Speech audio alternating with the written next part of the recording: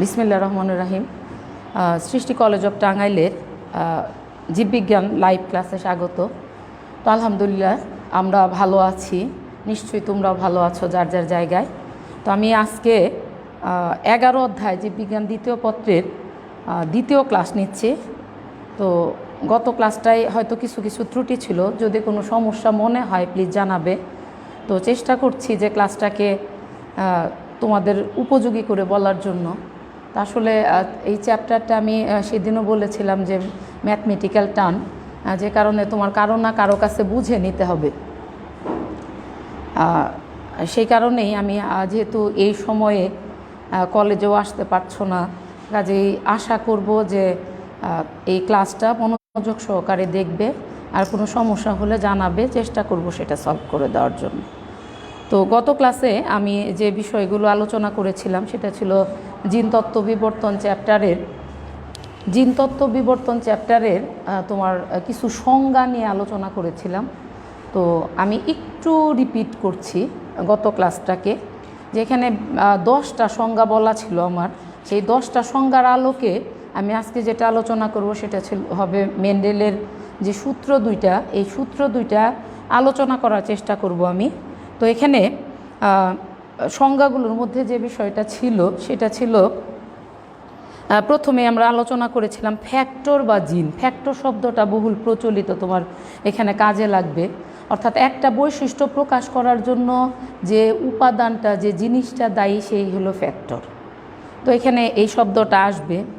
আর এখানে প্রকট প্রচ্ছন্ন যখন যেটা আসবে আমি আলোচনা করে দিব। তো আমি চাচ্ছি যে তোমরা যারা ক্লাস করছো, আমাদের জানো যে আমাদের প্রতিদিন 126টা ক্লাস হচ্ছে আমাদের সৃষ্টি কলেজ অফ টাঙ্গাইলে। এখানে চেষ্টা করছি আমরা মেসেঞ্জার গ্রুপে ভিডিও দিয়ে ক্লাস নেওয়ার জন্য। তো এখানে সেকেন্ড ইয়ারের ক্লাস, এটা সেকেন্ড ইয়ারে যারা আসো, তো তাদের এখন যে মেসেঞ্জারের যে ক্লাসটা হওয়ার কথা, এই ক্লাসটা আমি প্রত্যাশা করব সবাই লাইভে আসবে এবং লাইভে এই ক্লাসটা দেখে পরবর্তীতে দেখার চেয়ে এখন দেখাটাই বেটার হবে। আমি স্যারদেরকেও রিকোয়েস্ট করব যে আমাদের নির্ধারিত যে ক্লাস আছে এখন, এই ক্লাসটার পরিবর্তে ওরা একটা এই লাইভ ক্লাসটা করুক। যে কারণে যেখানে যে আসো প্লিজ এখানে জয়েন হয়ে যাও, এবং সাউন্ড বা কোনো কিছুতে প্রবলেম থাকলে একটু বলবে। আর এখানে আরেকটা প্রবলেম আমি যেটুকু করলাম, যে স্টিকার কমেন্ট দিলে সাউন্ডটা মাঝে মাঝে আটকে যায়। সে কারণে আমার মনে হয় যে এই স্টিকার কমেন্টগুলো না দেওয়াই বেটার, যেহেতু আমাদের তো এখানে ওই বিষয় না, বিষয়টা যে পড়াটা ভালোভাবে বুঝতে পারলাম কি না।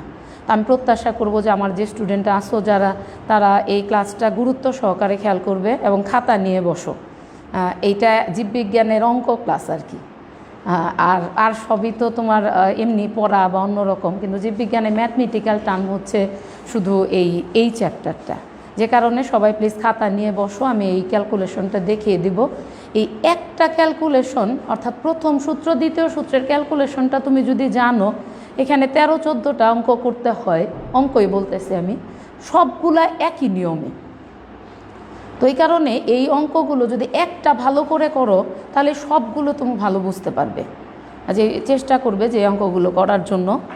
তো এখানে আমি শুরু করছি, দেখছি মোটামুটি আসো, যদিও সবাই আমার স্টুডেন্ট অনেক সায়েন্সের স্টুডেন্টরা গুরুত্ব কম দিচ্ছ মনে হয়, তোমাদের কথাই কিন্তু লাইভ ক্লাস। তো সেখানে সায়েন্সের স্টুডেন্ট যারা আসো তারা প্রত্যেকেই উচিত ক্লাসটা অ্যাটেন্ড করা, যেহেতু অন্য ব্যাচে অন্য যে মেসেঞ্জার গ্রুপের ক্লাসটা এখন হচ্ছে না। আমি আমার স্যারদের দৃষ্টি আকর্ষণ করছি, যারা মেসেঞ্জার গ্রুপে আছেন তারা থাকবেন না, এখন লাইভ ক্লাসে আসুক সবাই। এবং এই ক্লাসটা মাঝখান থেকে দেখলে বুঝতে পারবে না, এজন্যই আমি চেষ্টা করছি যে একটু সময় নিচ্ছি আসলে, যে আমি ক্যালকুলেশনটা শুরু করি, পরে আরও কিছু অ্যাড হলে ভালো হয়। তো এটা তো আর আসলে কোনো না যে এমনি যে ফেসবুকে লাইভ দেখি তারা পণ্য বিক্রির জন্য যেটা করে, আমাদের তা না। আমরা তোমাদের সুবিধার জন্য লাইভ ক্লাস নেওয়া, তোমাদের জন্যই তোমাদের ক্লাসটা দেখা উচিত। আজ এই আমার মনে হয় যে ক্লাসটা একটু অ্যাটেন্ড থাকো, খাতা নিয়ে থাকো। তো আমি মনে হয় সময় আর না নেই, শুরু করি। আমি পড়াচ্ছি মেন্ডেলের সূত্র। মেন্ডেল হলো বংশগতিবিদ্যার জনক গ্রেগর জোহান মেন্ডেল। সে মেন্ডেলের দুইটা সূত্র আবিষ্কার করেন। সে 34 প্রকার মটরশুঁটি গাছ নিয়ে গবেষণা করে 7 বৎসর গবেষণা করে একটানা। খেয়াল করো কথাটা, 7 বৎসর গবেষণার ধরনটা কি? একটা ফুল ধরে, ফুল ছিঁড়ে আরেকটা ফুলে পরাগরেণু আছে না, ওই যে হাতে হালকা হাত দিলে সরিষা ফুলের উপরে হলুদ হলুদ লেগে যায়, এটা পরাগরেণু। এই পরাগরেণুটা আরেকটা ফুলের গর্ভমুণ্ডে স্থানান্তরিত করে। মানে ওই গাছ নিয়ে 7 বছর সেই রকম করে। তো এটা দেখে স্বাভাবিকভাবেই তো আশেপাশের লোকজন, আমরা যেমন একটা মানুষ যদি এই গাছ নিয়ে টানাটানি করে তারে তো কি বলবো, স্বাভাবিক মানুষ বলবো না কিন্তু। বাট সে কী করলো, 7 বছর গবেষণা করার পর যে দুইটা সূত্র আবিষ্কার করলো, গত ক্লাসে বলেছিলাম যে 1900 সালে সে এটা স্বীকৃতি পায়। সেই দুইটা সূত্রকে একত্রে বলা হয় মেন্ডেলিজম বা মেন্ডেলবাদ। এটা পরীক্ষার একটা কোশ্চেন, মেন্ডেলিজম কাকে বলে বা মেন্ডেলবাদ কাকে বলে। তাহলে আমরা বলবো এইটুক, এত কিছু দরকার না যে মেন্ডেল বংশগতি সম্পর্কে যে দুইটা সূত্র আবিষ্কার করে, সূত্র দুইটাকে একত্রে বলা হয় মেন্ডেলিজম বা মেন্ডেলবাদ। এদের প্রথম সূত্রকে বলতেছে মেন্ডেলের প্রথম সূত্র, দ্বিতীয়টাকে বলতেছে মেন্ডেলের দ্বিতীয় সূত্র। আমি প্রথমে আলোচনা করছি মেন্ডেলের প্রথম সূত্র। এই মেন্ডেলের প্রথম সূত্রের সূত্রটা কি, সংজ্ঞাটা কি? আমি এটা পড়াতে যেটা বলি, তোমাকে যদি আমি জিজ্ঞেস করি a + b হোল স্কোয়ারের সূত্র কি, তুমি বলবে a² + 2ab + b², অথবা কেউ বলবে a² + b² + 2ab। এর বাইরে কি তুমি বলতে পারবে যে a² b² না বললে অন্য কিছু কি বলা যাবে? তার মানে এটা সূত্র, যে তোমাকে আমি কিন্তু পড়াচ্ছি সূত্র। তুমি ভাষাগত একটু পরিবর্তন হতে পারে, বাট তোমার কিন্তু রাইট নাই সূত্রটাকে তোমার নিজের ভাষায় লেখার।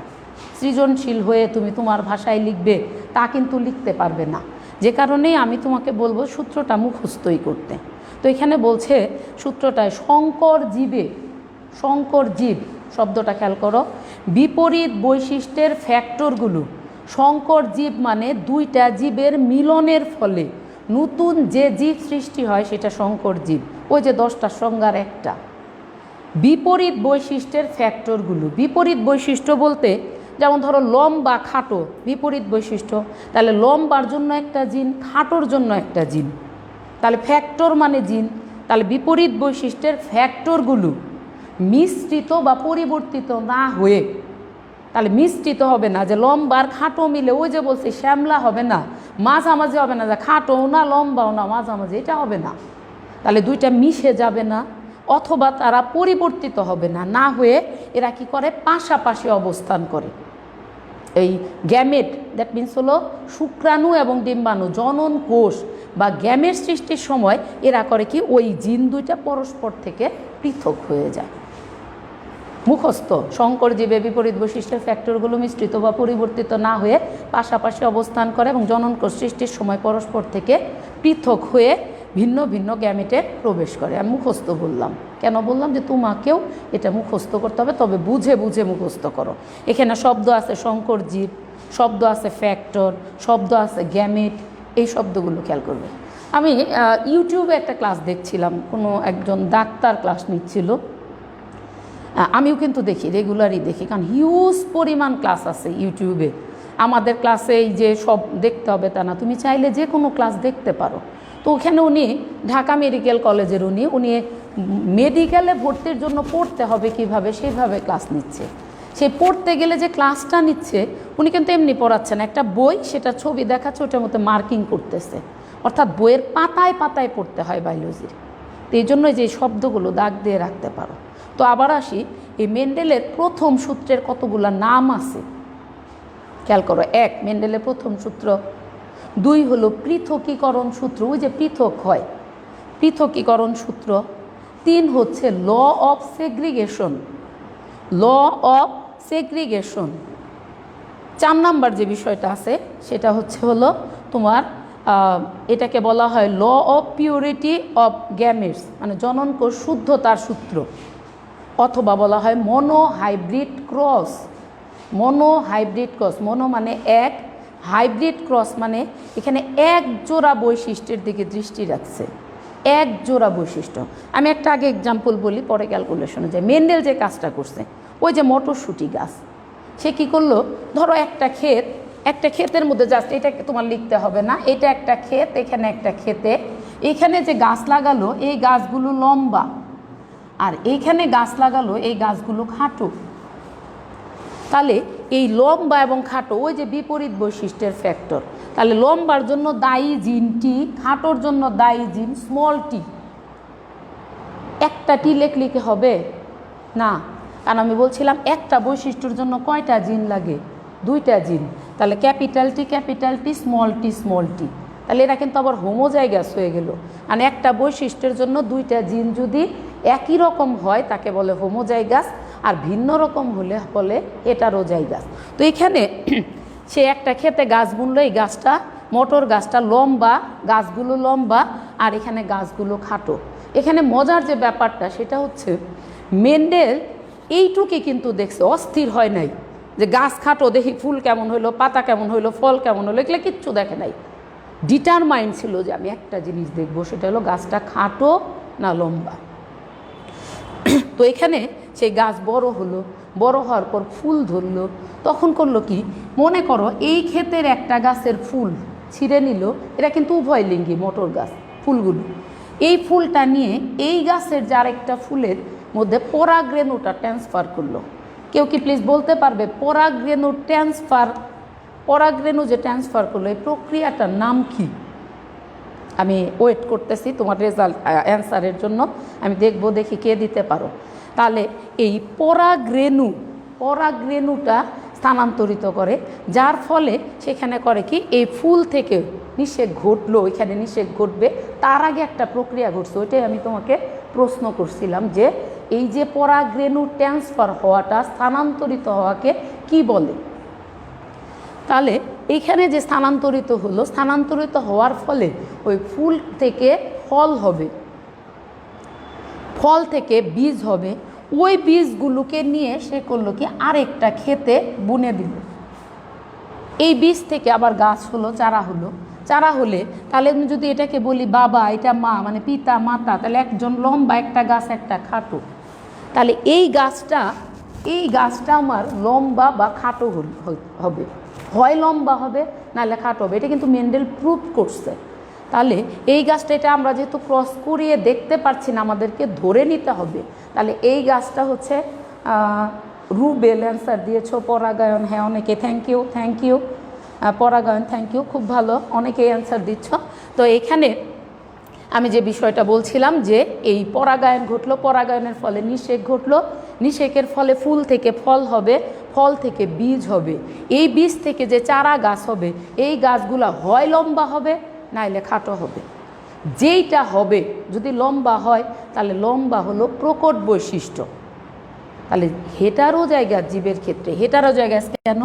কারণ এখানে টি আর মায়ের কাছ থেকে ছোট হাতে টি আসবে, যে বৈশিষ্ট্যটা প্রকাশ পাবে সেটা হলো প্রকট বৈশিষ্ট্য। তাহলে ধরো এটা লম্বা, তাহলে এটা হলো লম্বা প্রকট বৈশিষ্ট্য। তাহলে লুকানো রইল কোনটা? খাটো। তাহলে খাটো হলো প্রচ্ছন্ন বৈশিষ্ট্য।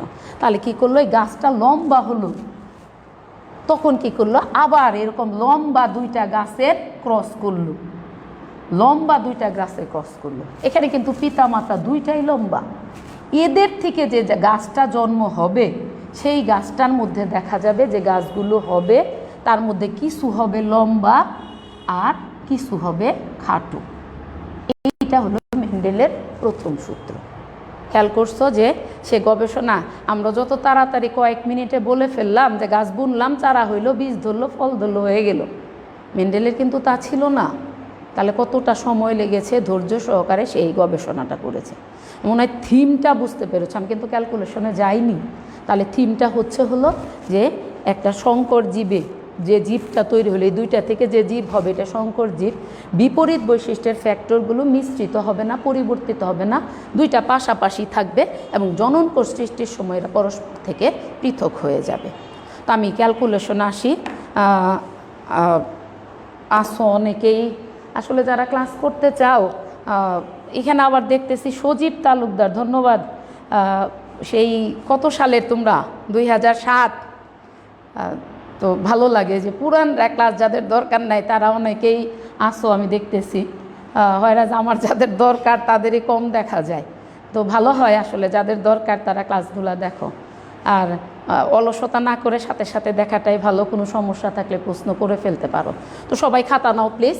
আমি ক্যালকুলেশনে যাচ্ছি যে কিভাবে এই মেন্ডেলের সূত্রগুলোর ক্যালকুলেশন করতে হয়। তো এখানে একদম এটা একটা এই নিয়মে করতে হয়, যে কারণে নিয়মটা আমি বলবো মুখস্থ করা। এখন এই জায়গায় আমি একটা কথা বলি, অনেকে বলে গণিত আমার চ্যাপ্টার শেষ, গণিত আমি মুখস্থ করছি। কেউ যদি বলে, আমাদের গণিত স্যাররা বলে যে গণিত মুখস্থ করছো তো একটা গাধা। আমি আবার অন্যভাবে বলি, আলটিমেটলি গণিতও কিন্তু মুখস্থই করো, কিন্তু কিছু মুখস্থ আছে যে পড়ে পড়ে, যেমন শঙ্করজীবে বিপরীত বৈশিষ্ট্যের ফ্যাক্টরগুলো এইভাবে পড়ো। আর গণিত কি করো, একবার করলে কি আর করো না, সেটা করো, কিন্তু সেটা কি করো বারবার, স্যাররা বলে বারবার প্র্যাকটিস করো, অর্থাৎ লিখে লিখে প্র্যাকটিস করা। আর এই লিখে লিখে প্র্যাকটিস করারই আসলে আর একটা নাম দেখো মুখস্থ করা। কাজে এই ক্ষেত্রেও আমি বলবো যে এই ক্যালকুলেশনগুলি তুমি পারবে না যে ওই যে মুখস্থ করতে, কিন্তু বারবার প্র্যাকটিস করলে তুমি যে বিষয়টা করতে পারবে, তোমার আত্মস্থ হয়ে যাবে, সবগুলো অঙ্ক একই নিয়মে করতে পারবে। আমি হোমওয়ার্ক দিয়ে দিব আজকে আমার ছাত্রদের জন্য, তো আমি দেখতেই পারবো সেটা। আজ এই একটু খেয়াল করো আমি কিভাবে করতেছি। তাহলে মেন্ডেলের এই প্রথম সূত্রে আমি মেন্ডেলের যেটা বইয়ে যেটা দেওয়া আছে তোমাদের বই, আমি সেটাকে ফলো করতেছি। মেন্ডেল কিন্তু গবেষণা করেছিল উদ্ভিদ নিয়ে, অর্থাৎ মটর গাছ নিয়ে, বাট আমাদের তোমাদের সিলেবাসে যেটা দেওয়া আছে এটা হলো গিনিপিগ নিয়ে গবেষণা করা, গিনিপিগ। তাহলে গিনিপিগ বইয়ে ছবিও দেওয়া আছে, তারপরও আমি একটু দেখাবো যে বইয়ে যে ছবিটা দেওয়া আছে এগুলা গিনিপিগ, যদিও খুব স্পষ্ট না, বোঝা যায় না। তো গিনিপিগ আসলে হলো এটা তোমার ইঁদুরের মতো একটা প্রাণী বলা যাবে, খরগোশের মতো একটা প্রাণী।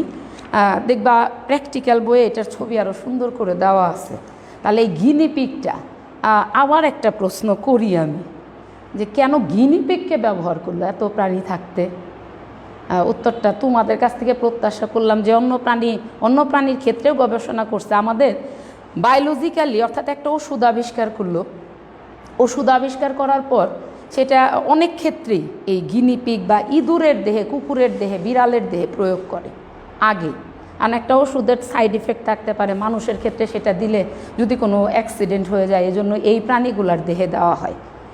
আমার প্রশ্ন রইল, আমি আশা করব উত্তর দিবে, যে এই গিনিপিগ বা ইঁদুর বা এই বিড়াল, কুকুর, এদের দেহে কেন এই প্রয়োগটা করা হয়? একটু অ্যান্সারটার জন্য ওয়েট করতেছি, আমি দিয়ে ফেলবে নিশ্চয়ই। তো এখানে এই গিনিপিগকে প্রাণীর দেহে গবেষণার ক্ষেত্রে পরবর্তীতে কিন্তু মেন্ডেলের সূত্রটাকে বিজ্ঞানীরা প্রাণীর দেহে প্রয়োগ করেছে। সেই প্রাণীটা হিসাবে আমাদের বইয়ে দেওয়া আছে গিনিপিগ। তাহলে এখানে বলছে একটা কালো রঙের গিনিপিগ আর একটা বাদামি গিনিপিগ। তাহলে কালো বাবাও হইতে পারে, মাও হইতে পারে, মানে বাবা দেখে সে কালো হবে এমন কিন্তু না আবার। তাহলে এই গিনিপিগ, একটা কালো গিনিপিগ, একটা বাদামি গিনিপিগ, এই দুইটা গিনিপিগের মধ্যে ক্রস করলো, তাদের যে সন্তান হলো, এই সন্তানটা কালো হবে না বাদামি হবে? আমরা তো ক্যালকুলেশন করছি, একটা বিষয় ধরে নিতে হবে আমাদের, কারণ এখানে তো ক্রস দেখাতে পারছি না। তাহলে যদি গিনিপিগটা কালো হয়, তাহলে সেই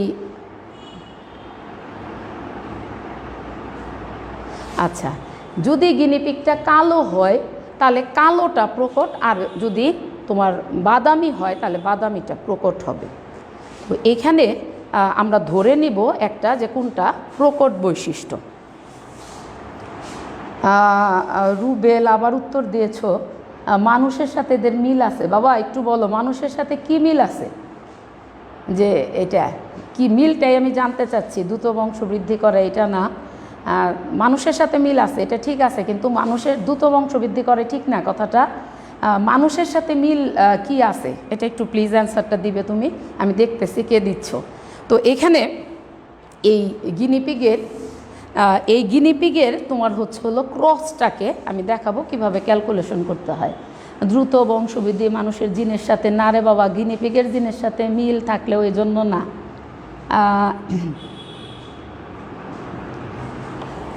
এটা কে বললা? Tanzin, Tanas, mammal, thank you. Mammal, হ্যাঁ স্তন্যপায়ী প্রাণী। Tanas, thank you. অর্থাৎ মানুষও স্তন্যপায়ী প্রাণী, গিনিপিগও স্তন্যপায়ী প্রাণী, ইঁদুরও স্তন্যপায়ী, বিড়াল, কুকুর এরা স্তন্যপায়ী প্রাণী। যে কারণে আমাদের সাথে শ্রেণীগতভাবে অনেকটা মিল আছে। তো এটা ঠিকই আছে, মিলটা হলো শ্রেণীগতভাবে মিল হওয়ার কারণে অনেক বৈশিষ্ট্যের মিল আছে, যে কারণে জীববিজ্ঞানের অনেক গবেষণায় গিনিপিগকে ব্যবহার করা হয়। তো আমি এখন আর এই কথাগুলো বলবো না, এখন আমি আমার মূল ক্লাসে আসতেছি, অর্থাৎ মূল আলোচনা করতেছি। তো দেখো এখানে এই ক্লাসটা কিভাবে অঙ্কটা লিখতে হবে, প্লিজ খাতায় সবাই লিখবে, আমি বলতেছি। এখানে সব ক্ষেত্রেই আমি এটা বলবো, সেটা হলো ধরি। লেখা বোঝা না গেলে একটু বললো, আমি চেষ্টা করব ক্লিয়ার করার জন্য। তো এখানে ধরি আমরা লিখব গিনিপিগের ক্ষেত্রে আমরা লিখব, আমি যেভাবে লিখি এভাবেই লিখতে হবে বাবা, এভাবেই লিখো। কালো বর্ণের জন্য দায়ী জিন সমান, আমি ধরে নিলাম ক্যাপিটাল বি ধরতে হবে এমন কিন্তু না, তুমি বি ধরতে পারো, এ ধরতে পারো, ক ধরতে পারো, যা খুশি ধরতে পারো, ধরতেছি তো। সো এখানে আমি বি ধরার, এখানে বই যেটা ফলো করতেছে ব্ল্যাক থেকে হয়তো বি ধরা, কিন্তু এটা ম্যান্ডেটরি কিছু না। তাহলে কালো বর্ণের জন্য দায়ী জিন ক্যাপিটাল বি, আর বাদামি বর্ণের জন্য দায়ী জিন স্মল বি। এখানে আমরা লিখব যেটা, দেখো হোমোজাইগাস, এটা এই ধারাবাহিকতায় লিখলে ভালো হবে। হোমোজাইগাস কালো বর্ণের জিনোটাইপ, কালো বর্ণের জিনোটাইপ সমান সমান। তাহলে এইখানে মনে করো জিনোটাইপ আমি বলেছিলাম এই শব্দটা দরকারি, এখানে এই হোমোজাইগাস শব্দটাও দরকারি, জিনোটাইপ দরকারি শব্দ। জিনোটাইপ মানে জিনগত বৈশিষ্ট্য, আর হোমোজাইগাস হলো তার ফিনোটাইপিক বৈশিষ্ট্য। তাহলে কালোর জন্য জিন ধরেছি বি, তাহলে কালোর জন্য আমার জিন হবে একটা বি, কি না দুইটা বি, কারণ আমরা বলেছি একটা বৈশিষ্ট্য প্রকাশ করার জন্য সবসময় দুইটা জিন লাগে। অনুরূপভাবে আমরা লিখব হোমোজাইগাস বাদামি বর্ণের জিনোটাইপ, লিখব স্মল বি। আসি এখানে লিখব, লেখো এখানে কালো প্রকট বৈশিষ্ট্য, এটাও একটা শব্দ আমি পড়িয়েছি। হেটারোজাইগাস জীবের ক্ষেত্রে যে বৈশিষ্ট্যের প্রকাশ ঘটে তারা হলো প্রকট বৈশিষ্ট্য। তাহলে এখানে আমি ধরে নিলাম কিন্তু কালো প্রকট বৈশিষ্ট্য, তুমি চাইলে বাদামিও ধরতে পারতে। তাহলে কালো প্রকট বৈশিষ্ট্য এবং প্রথম সংকর জীব বা পুরুষ আমরা লিখব আমরা F1। এটা আমি সবটাই ধরে নিলাম। এখন আসব এটার ক্যালকুলেশন কিভাবে হয়। তো ক্যালকুলেশনে একটু দেখবে, আমাকে সহযোগিতা করবে, এই পাশে কি দেখা যাচ্ছে কি না। ওকে, তাহলে আমরা যেটা লিখব এই ক্যালকুলেশনে আমরা লিখব পিতামাতা, মানে অঙ্ক করার যেমন সিস্টেম না সিরিয়ালটা, এটা এরকম করলে ভালো হয়। অনেকেই তাড়াহুড়া করে, আমি যেটা ইউটিউবে ভিডিওগুলো দেখেছি যে জাস্ট ক্যালকুলেশনটা করে। আমি ধরে নিচ্ছি তোমার জন্য এটা প্রথম কাজে, খুব আস্তে আস্তে ছোট ছোট করে দেখানোর চেষ্টা করতেছি। মনে আছে পিতামাতা মানে প্যারেন্ট, ওই যে 1 প্রথম প্যারেন্ট 1, তাহলে এখানে আমরা লিখব পিতা, এখানে ক্রস দিয়ে লিখব আমরা মাতা। একটু দেখো বোর্ডটা দেখা যাচ্ছে কি না। পিতা মাতা, তারপরে আমরা লিখব ফিনোটাইপ। মনে আছে ফিনোটাইপ মানে হচ্ছে জীবের বাহ্যিক বৈশিষ্ট্য, এটাকে আমরা লিখব 2n, যেহেতু একটা জীবের ক্ষেত্রে কাজে ডিপ্লয়েড। তাহলে ফিনোটাইপ 2n। আমরা পিতার ক্ষেত্রে লিখলাম কালো, মাতার ক্ষেত্রে লিখলাম বাদামি। এটাকেও তুমি যদি ভাবো যে না পিতাই বাদামি লিখবো, তাও লেখা যাবে, এটা কোনো বাধ্যবাধকতা নাই। লিখব আমরা জিনোটাইপ জিনোটাইপ লেখা বোঝা যাচ্ছে কি একটু বলবে প্লিজ? Okay, thank you.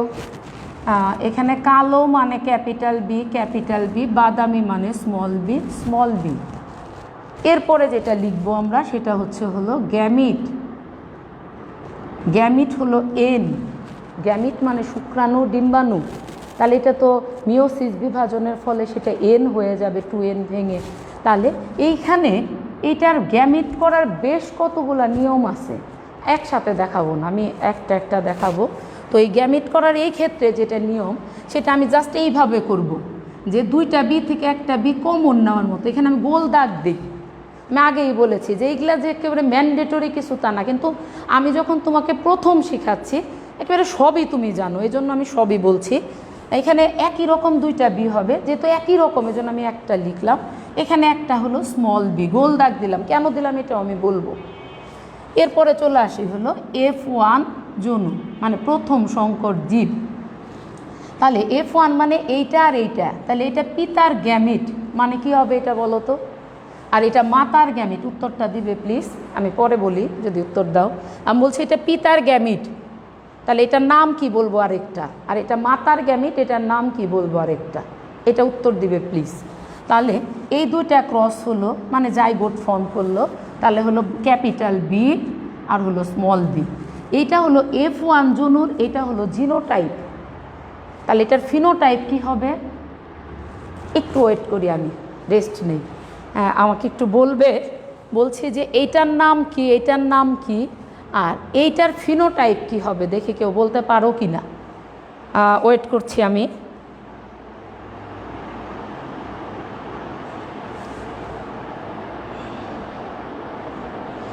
এখানে বলতেছে সম্পূর্ণ দেখা যাচ্ছে না ম্যাম।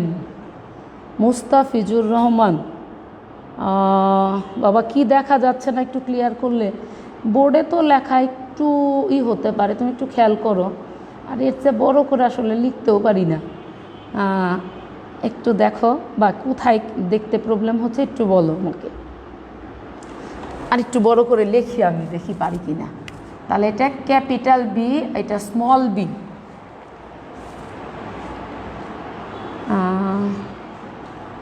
মুস্তাফিজুর রহমান, খালি মুস্তাফিজ দেখতেছো না, অন্যরা বলতেছে সব ক্লিয়ার দেখা যাচ্ছে ম্যাম। তাহলে মুস্তাফিজ বাবা একটু চেষ্টা করো, দেখো কি প্রবলেম। আমি প্রশ্ন করেছিলাম, উত্তর পাইনি। তো যাই হোক, আমি এটাকে লিখে দিচ্ছি। তাহলে এই F1 জনু যে এটার জিনোটাইপ, এইটার ফিনোটাইপ কি হবে? ফিনোটাইপ হবে কালো।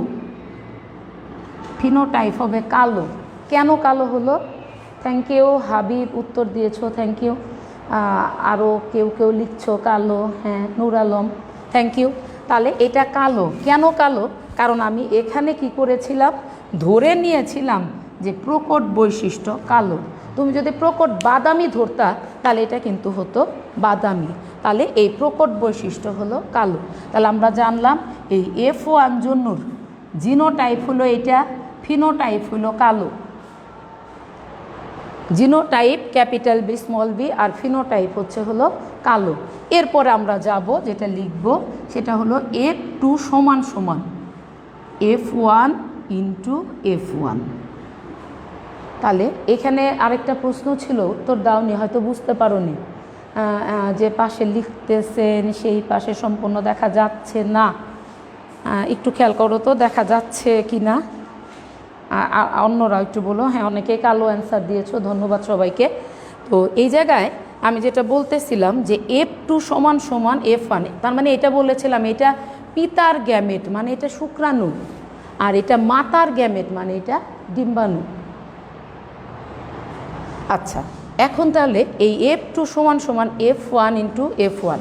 তাহলে দেখো এই জায়গায় F1 মানে তো এইটা, F1 মানে এইটা। তাহলে এই জায়গায় এইটাও মনে মনে এটা একটা F1, এইটাও F1। তাহলে এই জিনিসটা এখানে লিখতে হবে। আমি বোর্ডটা না মুছে লিখতে পারলে ভালো হতো, বাট মুছতেই হচ্ছে, নাহলে ক্যালকুলেশনটা দেখা যাবে না। আমি মুছতেছি। তো দেখো আবার লিখবে তুমি, আবার লিখবো আমরা পিতা মাতা পিতামাতা P2, আমি বড় করে লেখার চেষ্টা করছি বাট এর চেয়ে বড় লিখতে পারতেছি না। পিতামাতা, এখানে P2 লিখছি কারণ এক্ষেত্রে প্যারেন্ট 2 পিতামাতা। তারপরে আমরা লিখব ফিনোটাইপ, ফিনোটাইপ আবার যা লিখেছি সেম, তাহলে ফিনোটাইপ হলো 2N। মনে মনে এটা লিখবে না, এখানেও F1 এটাও F1। তাহলে এই F1 এর ফিনোটাইপ আমি পেয়েছিলাম কি কালো, তাহলে এটা হলো কালো, এইটাও কালো, এটাও কালো। এখন আসবো জিনোটাইপ, মানে ওইখানে যা লিখেছি একই ক্যালকুলেশন। এটা হলো 2N, তাহলে জিনোটাইপ F1 এ কি পেয়েছিলাম capital B small B, capital B small B. এখানে আবার লিখবো আমি গ্যামিট, গ্যামিট মানে N। তাহলে এখানে আমি আর কমন নিতে পারছি না কিন্তু, কারণ দুইটা দুই রকমের, এই জন্য আমরা লিখবো বড় হাতের বি ছোট হাতের বি। এই জায়গায়ও আমরা লিখবো বড় হাতের বি ছোট হাতের বি। এইটা F2 জন্য একটা ক্যালকুলেশন আছে, এটা দুইভাবে করা যায়, আমি তোমাকে দেখাচ্ছি। একটা হলো এখান থেকে দাগ টেনে টেনে করা যায়। তাহলে দেখো এই দাগ টেনে কিভাবে করা যায়, এটা হলো এইটা থেকে রাইট চিহ্ন দেব, এইটাই রাইট চিহ্ন দেব, অর্থাৎ এইটা দিয়ে এটাকে ক্রস, তাহলে ক্যাপিটাল বি ক্যাপিটাল বি। এইটা থেকে এইটাই মানে একটা থেকে দুইটা রাইট চিহ্ন যাবে, তাহলে ক্যাপিটাল বি স্মল বি। আমি আরেকটা কালার ইউজ করছি, স্মল বি থেকে একটা এইটা আর এইটা ক্রস, তাহলে দাঁড়াবে হলো আবারও লিখতেছি আমি ক্যাপিটাল বি স্মল বি, আর এইটা আর এইটা ক্রস, তাহলে কি হবে স্মল বি স্মল বি। এটা একটা ক্যালকুলেশন। তাহলে এইখানে দেখো এইটার রং কেমন হবে, এটা হলো কালো, এইটাও কালো, এইটা কালো, আর এইটা হলো বাদামি।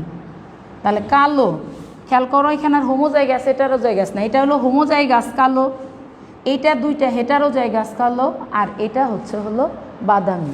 তাহলে আমার কালো হলো কয়টা, কালো অনুপাত বাদামি। তাহলে কালো হইলো কয়টা আমার 1 2 3, তাহলে কালো হলো 3টা আর বাদামি হলো 1টা।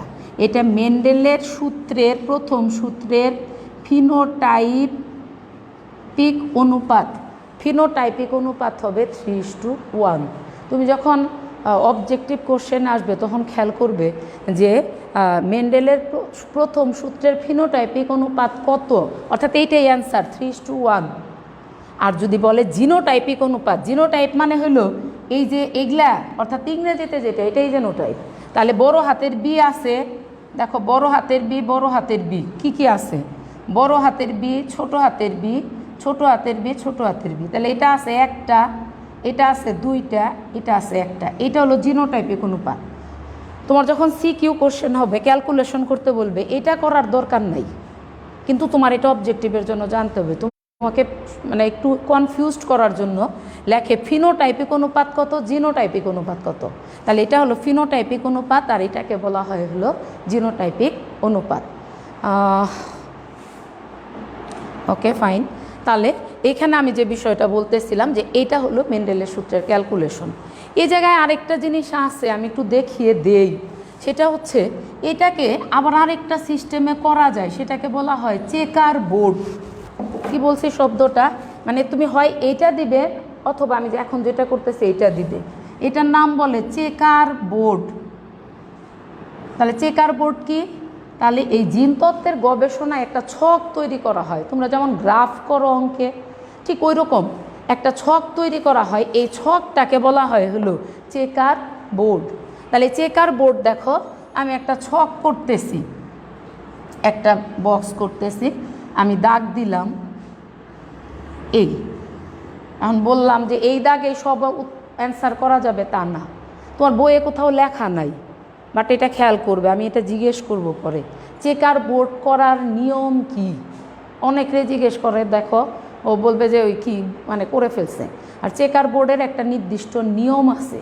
চেকার বোর্ডের নিয়ম হইল যে আমার এক পাশে যে কয়টা গ্যামেট থাকবে, এই যে এক পাশে গ্যামেট, এক পাশে আমি এখানে মুছলাম আসলে বোঝার জন্য, আমার এক পাশে যে কয়টা গ্যামেট থাকবে, এই যে এক পাশে, এই পাশে, তাহলে এই পাশে গ্যামেট আছে কয়টা, একটা দুইটা, তার চেয়ে একটা ঘর বেশি করতে হবে।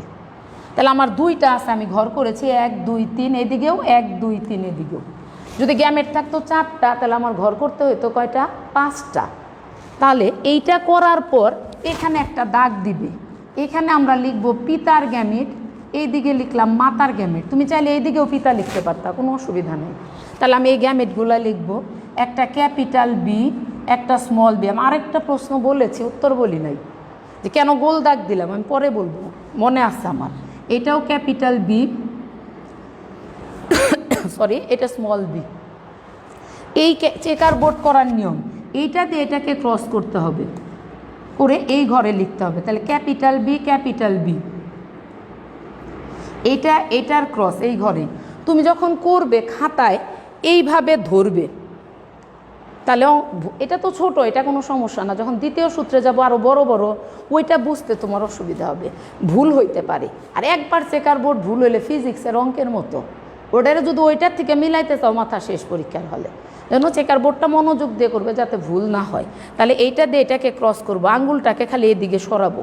বোর্ডে তো আমি করতে পারতেছি না, খাতায় নিশ্চয়ই হাত দিয়ে ধরতে পারবে। একটা আঙ্গুল এই জায়গায়, আরেকটা এই জায়গায়, এই আঙ্গুলটাকে শুধু মুভ করবে। তাহলে এখানে ক্যাপিটাল বি স্মল বি, এই জায়গায় capital B small B, small B small B. খেয়াল করেছো? এটা দিয়ে এটাকে পুরানো, এখানে আমি বড় হাতের বি লেখার সুবিধার জন্য আগে লিখলাম।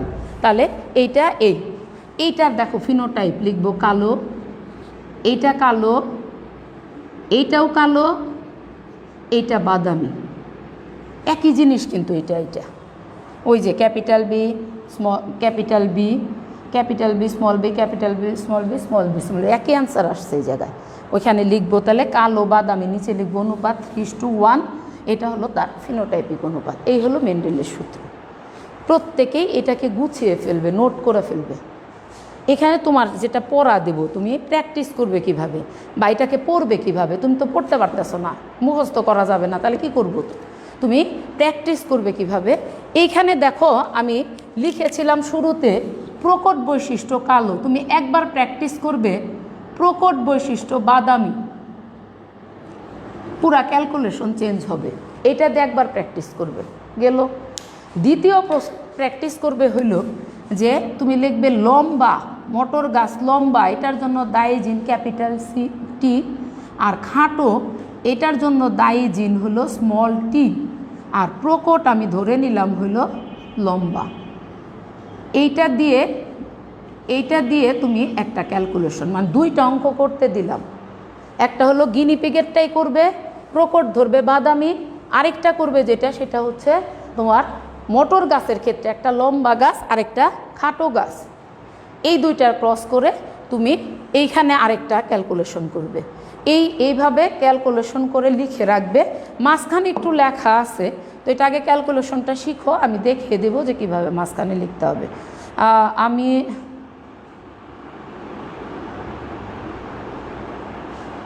আচ্ছা, যারা লিখতেছো ম্যাম মেন্ডেলের সূত্রের ব্যতিক্রমটা একটু, আরে বাবা সব একসাথে খেলে হজম হবে না, একটা দেখাবো ইনশাল্লাহ। আগে প্রথম সূত্রটা আয়ত্ত করো, দ্বিতীয় সূত্র দেখাবো, সবগুলো ইনশাল্লাহ আল্লাহ বাঁচায় রাখলে আমি দেখাবো। আর এইটুকের মধ্যে যদি কোনো প্রশ্ন থাকে প্লিজ একটু বলো। কে লিখলা রে বাবা? আমি ভুল করতেই পারি মানুষ হিসেবে। মারুফ আলম চৌধুরী, শঙ্কর কালো, আপনি ভুল করেছেন কেন বাবা? শঙ্কর কালো ভুল করলাম, হ্যাঁ কালো কালো কালো, তাই তো। ওখানে লেখার দরকার নাই তোমার ফিনোটাইপে কালো শঙ্কর বাইরে থেকে দেখা যাবে। ফিনোটাইপের মধ্যে শঙ্কর কালো না লিখলেও তোমার চলবে। এটা শঙ্কর কালো, মারুফ আলম চৌধুরী, কে রে বাবা তুমি? আচ্ছা, এটা ঠিকই আছে, শঙ্কর কালো লেখার দরকার নাই। তবে হ্যাঁ, জিনোটাইপিক অনুপাতের ক্ষেত্রে আমি তোমাকে বলেছি এটা হোমোজাইগাস কালো, এটা শঙ্কর কালো, হেটারোজাইগাস কালো, একই কথা। শঙ্কর কালো না লিখে হেটারোজাইগাস বলাটাই অ্যাপ্রোপ্রিয়েট। ভালোই তো, আমারও ভুল ধরতে পারো, ভুল হইতেই পারে, ভালো ছাত্র। আর কেউ? আর কেউ কিছু বলবে? যদি কোনো কোশ্চেন থাকে প্লিজ জিজ্ঞেস করো।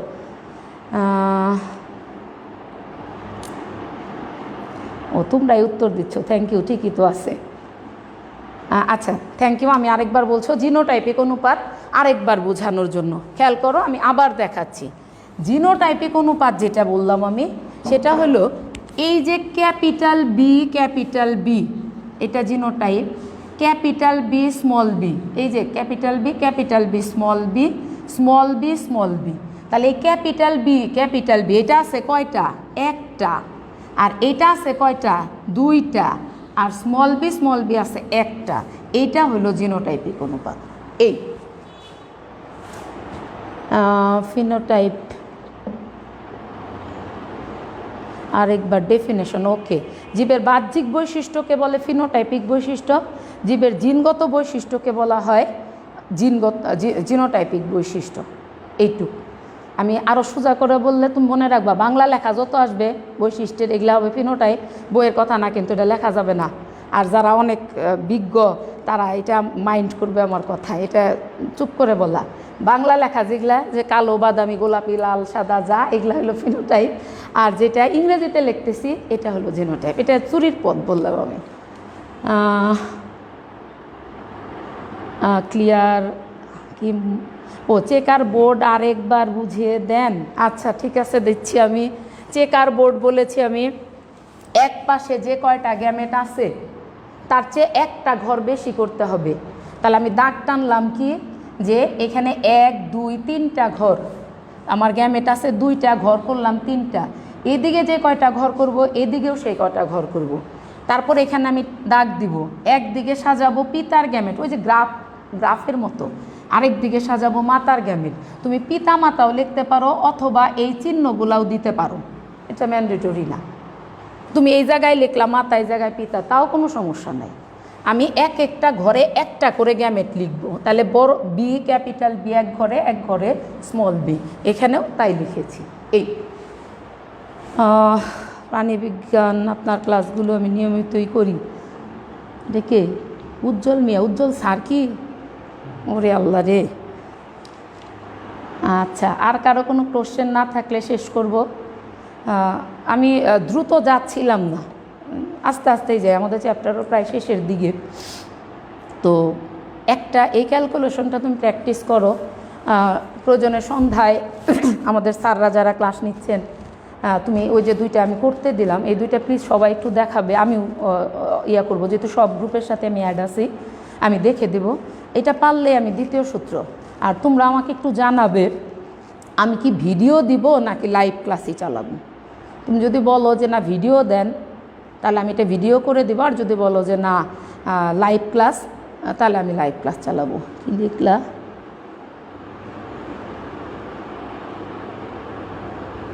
আচ্ছা, F1 জন্য কালো হবে, এটা বুঝবো কিভাবে? আর কি আরেকবার বললে ভালো হতো। F1 জন্য কালোই হবে তা না, তুমি যেটা প্রকট ধরবে সেইটা প্রকাশ পাবে। তুমি যদি ধরতা, ওই যে শুরুতে লিখছে এখানে কালো প্রকট বৈশিষ্ট্য, তুমি যদি লিখলা এখানে বাদামি প্রকট বৈশিষ্ট্য, তাহলে F1 জন্যটা সেটা হইলো বাদামি, অর্থাৎ যেটা ধরবে। এখন আমরা তো ধরে নিতে হচ্ছে, আমি তো দেখাইতে পারতেছি না ক্রস করে, প্র্যাকটিক্যালি করতে পারতেছি না, যে কারণে যেটা ধরবো সেইটাই F1 জন্যতে প্রকাশ পাবে। আমার মনে হয় ক্লিয়ার। পারভেজ মোশারফ যে কিভাবে বুঝবে, যেটা প্রকট ধরবে সেটাই F1 জন্যতে প্রকাশ পাবে। আর কারো কোনো ক্লাস? ওরে বাবারে, লাইভ ক্লাসই না বলতেছ। ওকে, আমি চেষ্টা করব, আমার কাছেও ভালোই লাগতেছে, একটা ক্লাস ফ্লেভার আসতেছে, স্যাররা সামনে বসা আছে, কিছু স্টুডেন্ট আছে, ভালোই লাগতেছে, মনে হইতেছে অনেক দিন পর ক্লাস নিচ্ছি, আবার তোমার ইয়েতে দাঁড়ানো, ভালোই লাগতেছে। আমি চেষ্টা করব, তুমি যদি আমাকে সহযোগিতা করো আমি অবশ্যই চেষ্টা করব লাইভ ক্লাসকে কন্টিনিউ করার জন্য। যারা ক্লাস করবে তাদের প্রতি কৃতজ্ঞ, কারণ তোমার ভালো হবে, আমার জন্য কৃতজ্ঞতা না, তোমার যে ভালো হবে বাবা এটা বুঝতেছো, এই জন্য আমি কৃতজ্ঞ। তো তারপরেও কোনো কোশ্চেন থাকলে প্লিজ সবাই জানাবে। সবাই ভালো থাকো, সুস্থ থাকো, নিরাপদে থাকো। আর ইনশাল্লাহ আবারও আমি এটা দেখাইলেই, তুমি পারো যখন দেখবো প্রথম সূত্র, তখনই আমি আবার লাইভ ক্লাস নেব ইনশাল্লাহ। ভালো থাকো সবাই, আমার জন্য দোয়া করবে। সবাই ভালো থাকো, ধন্যবাদ সবাইকে। আসসালামু আলাইকুম।